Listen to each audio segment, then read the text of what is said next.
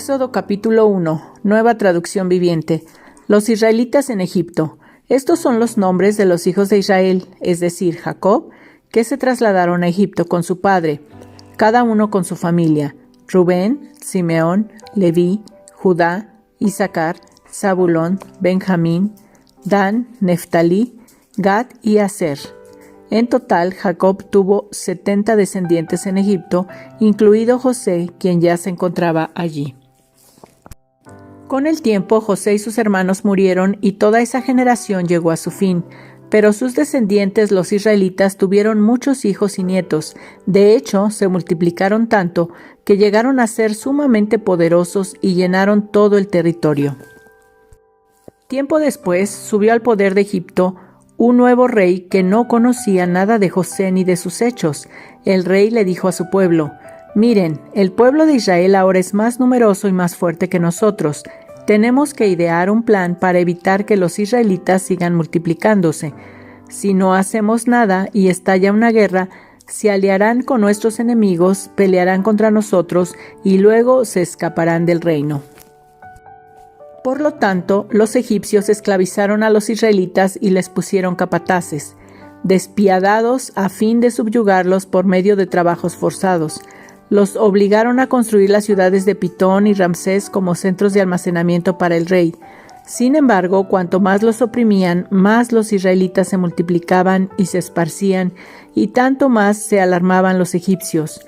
Por eso los egipcios los hacían trabajar sin compasión. Les amargaban la vida forzándolos a hacer mezcla, a fabricar ladrillos y a hacer todo el trabajo del campo.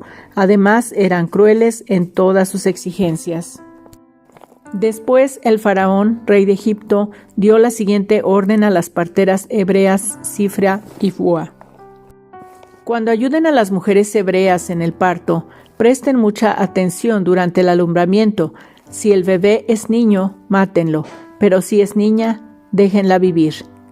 Sin embargo, como las parteras temían a Dios, se negaron a obedecer las órdenes del rey y también dejaron vivir a los varoncitos. Entonces el rey de Egipto mandó llamar a las parteras. «¿Por qué hicieron esto?», les preguntó. «¿Por qué dejaron con vida a los varones?». «Las mujeres hebreas no son como las egipcias», contestaron ellas. «Son más vigorosas y dan a luz con tanta rapidez que siempre llegamos tarde». Por eso, Dios fue bueno con las parteras y los israelitas siguieron multiplicándose y se hicieron cada vez más poderosos. Además, como las parteras temían a Dios, Él les concedió su propia familia. Entonces el faraón dio la siguiente orden a todo su pueblo: «Tiren al río Nilo a todo niño hebreo recién nacido, pero a las niñas pueden dejarlas con vida». Éxodo capítulo 2. Nacimiento de Moisés. En esos días, un hombre y una mujer de la tribu de Leví se casaron. La mujer quedó embarazada y dio a luz un hijo. Al ver que era un niño excepcional, lo escondió durante 3 meses. Cuando ya no pudo ocultarlo más, tomó una canasta de juncos de papiro y la recubrió con brea y resina para hacerla resistente al agua. Después puso al niño en la canasta y la acomodó entre los juncos a la orilla del río Nilo. La hermana del bebé se mantuvo a cierta distancia para ver qué le pasaría al niño.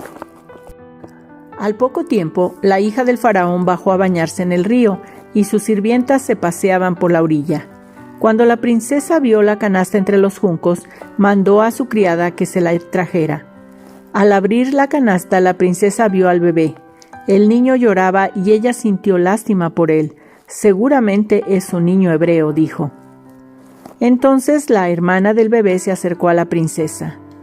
«¿Quiere que vaya a buscar a una mujer hebrea para que le amamante al bebé?», le preguntó. «Sí, consigue a una», contestó la princesa. Entonces la muchacha fue y llamó a la madre del bebé. «Toma a este niño y dale el pecho por mí», le dijo la princesa a la madre del niño. «Te pagaré por tu ayuda». Así que la mujer se fue con el bebé a su casa y lo amamantó. Años más tarde, cuando el niño creció, ella se lo devolvió a la hija del faraón, quien lo adoptó como su propio hijo y lo llamó Moisés, pues explicó: «Lo saqué del agua». Moisés huye a Madián. Muchos años después, cuando ya era adulto, Moisés salió a visitar a los de su propio pueblo, a los hebreos, y vio con cuánta dureza los obligaban a trabajar. Durante su visita vio que un egipcio golpeaba a uno de sus compatriotas hebreos. Entonces Moisés miró a todos lados para asegurarse de que nadie lo observaba, y mató al egipcio y escondió el cuerpo en la arena. Al día siguiente, cuando Moisés salió de nuevo a visitar a los de su pueblo, vio a 2 hebreos peleando. ¿Por qué le pegas a tu amigo?, le preguntó Moisés al que había empezado la pelea. El hombre le contestó: ¿Quién te nombró para ser nuestro príncipe y juez? ¿Vas a matarme como mataste ayer al egipcio?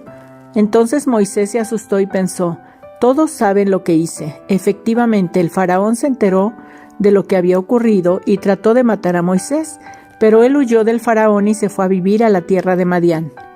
Cuando Moisés llegó a Madián, se sentó junto a un pozo. El sacerdote de Madián tenía 7 hijas, quienes fueron al pozo como de costumbre para sacar agua y llenar los bebederos para los rebaños de su padre. Pero llegaron unos pastores y las echaron de allí. Entonces Moisés se levantó de un salto y las rescató de los pastores. Luego sacó agua para los rebaños de las muchachas. Cuando las jóvenes regresaron a la casa de Reuel, su padre, él les preguntó: ¿por qué hoy han regresado tan pronto? Un egipcio nos rescató de los pastores, contestaron ellas. Después nos sacó agua y dio de beber a nuestros rebaños.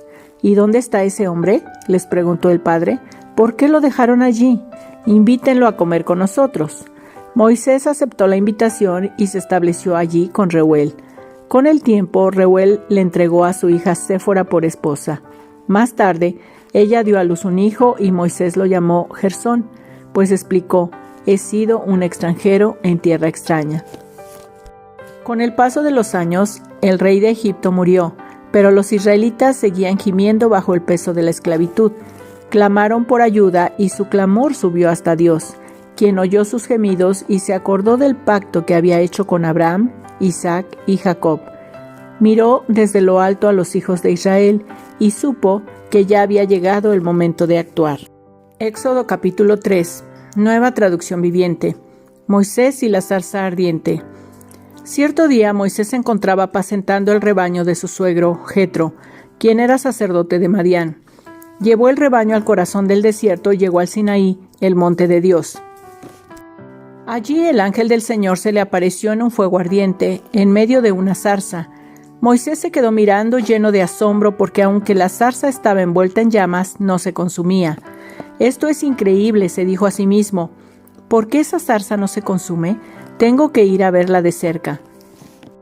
Cuando el Señor vio que Moisés se acercaba para observar mejor, Dios lo llamó desde el medio de la zarza. «Moisés, Moisés». «Aquí estoy», respondió él. «No te acerques más», le advirtió el Señor. «Quítate las sandalias, porque estás pisando tierra santa. Yo soy el Dios de tu padre, el Dios de Abraham, el Dios de Isaac y el Dios de Jacob». Cuando Moisés oyó esto, se cubrió el rostro porque tenía miedo de mirar a Dios. Luego el Señor le dijo: «Ciertamente he visto la opresión que sufre mi pueblo en Egipto. He oído sus gritos de angustia a causa de la crueldad de sus capataces. Estoy al tanto de sus sufrimientos. Por eso he descendido para rescatarlos del poder de los egipcios, sacarlos de Egipto y llevarlos a una tierra fértil y espaciosa.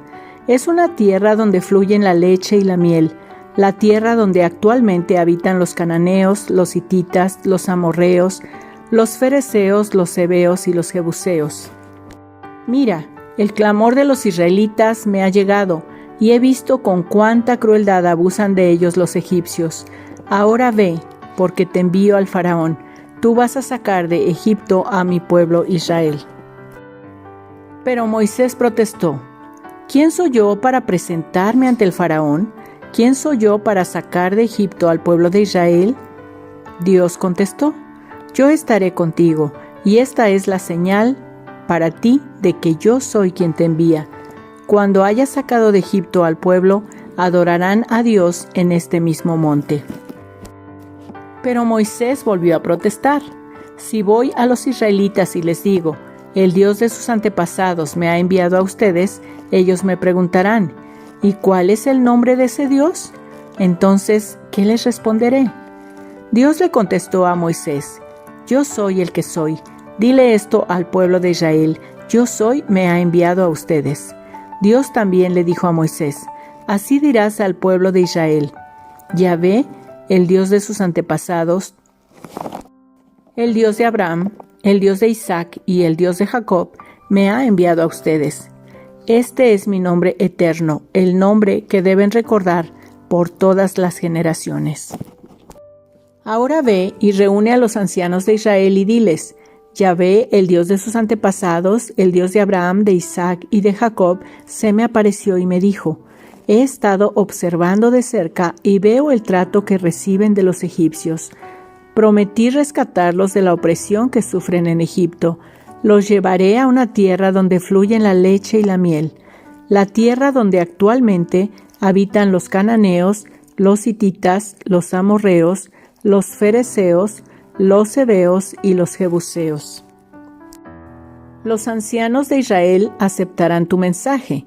Entonces tú y los ancianos se presentarán ante el rey de Egipto y le dirán: El Señor, Dios de los hebreos, vino a nuestro encuentro.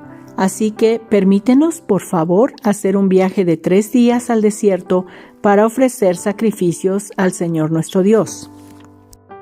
Pero yo sé que el rey de Egipto no los dejará ir a menos que sea forzado por una mano poderosa. Así que levantaré mi mano y heriré a los egipcios con todo tipo de milagros que realizaré entre ellos. Entonces, al fin, el faraón los dejará ir. Además, haré que los egipcios los miren con agrado. Les darán obsequios cuando salgan, de modo que no se irán con las manos vacías. Toda mujer israelita pedirá a sus vecinas egipcias y a las mujeres extranjeras que vivan con ellas toda clase de objetos de plata y de oro y prendas costosas. Con estos vestirán a sus hijos e hijas, así despojarán a los egipcios de sus riquezas. Gálatas capítulo 5, Nueva Traducción Viviente. Libertad en Cristo. Por lo tanto, Cristo en verdad nos ha liberado. Ahora asegúrense de permanecer libres y no se esclavicen de nuevo a la ley. Presten atención. Yo, Pablo, les digo lo siguiente. Si dependen de la circuncisión para hacerse justos ante Dios, entonces Cristo no les servirá de nada. Lo repito, si pretenden lograr el favor de Dios mediante la circuncisión, entonces están obligados a obedecer cada una de las ordenanzas de la ley de Moisés. Pues si ustedes pretenden hacerse justos ante Dios por cumplir la ley, han quedado separados de Cristo, han caído de la gracia de Dios. Sin embargo, los que vivimos por el Espíritu esperamos con anhelo recibir por la fe la justicia que Dios nos ha prometido, pues una vez que depositamos nuestra fe en Cristo Jesús, de nada sirve estar o no circuncidado. Lo importante es la fe que se expresa por medio del amor. Ustedes corrían muy bien la carrera. ¿Quién les impidió seguir la verdad? Seguro que no fue Dios, porque Él es quien los llamó a ser libres. Esa falsa enseñanza es como un poquito de levadura que impregna toda la masa. Confío en que el Señor los guardará de creer falsas enseñanzas. Dios juzgará a la persona que los está confundiendo, sea quien fuere. Amados hermanos, si yo todavía predicara que ustedes deben circuncidarse, como algunos dicen que hago, ¿por qué entonces aún se me persigue? Si ya no predicara que la salvación es por medio de la cruz de Cristo, nadie se ofendería. ¿Cómo me gustaría que esos perturbadores que quieren mutilarlos a ustedes mediante la circuncisión se mutilaran ellos mismos? Pues ustedes, mis hermanos, han sido llamados a vivir en libertad, pero no usen esa libertad para satisfacer los deseos de la naturaleza pecaminosa. Al contrario, usen la libertad para servirse unos a otros por amor. Pues toda la ley puede resumirse en un solo mandato: ama a tu prójimo como a ti mismo. Pero si están siempre mordiéndose y devorándose unos a otros, tengan cuidado. Corren peligro de destruirse unos a otros. Vivir por el poder del Espíritu. Por eso les digo, dejen que el Espíritu Santo los guíe en la vida. entonces no se dejarán llevar por los impulsos de la naturaleza pecaminosa. La naturaleza pecaminosa desea hacer el mal, que es precisamente lo contrario de lo que quiere el espíritu, y el espíritu nos da deseos que se oponen a lo que desea la naturaleza pecaminosa. Estas dos fuerzas luchan constantemente entre sí. Entonces ustedes no son libres para llevar a cabo sus buenas intenciones, pero cuando el espíritu los guía, ya no están obligados a cumplir la ley de Moisés.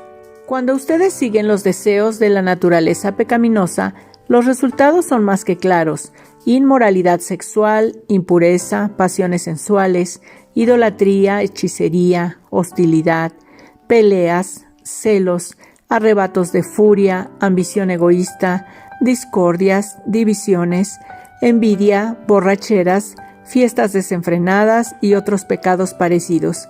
Permítanme repetirles lo que les dije antes: cualquiera que lleve esa clase de vida no heredará el reino de Dios. En cambio, la clase de fruto que el Espíritu Santo produce en nuestra vida es amor, alegría, paz, paciencia, gentileza, bondad, fidelidad, humildad y control propio. No existen leyes contra esas cosas. Los que pertenecen a Cristo Jesús han clavado en la cruz las pasiones y los deseos de la naturaleza pecaminosa y los han crucificado allí. Ya que vivimos por el Espíritu, sigamos la guía del Espíritu en cada aspecto de nuestra vida. No nos hagamos vanidosos, ni nos provoquemos unos a otros, ni tengamos envidia unos de otros.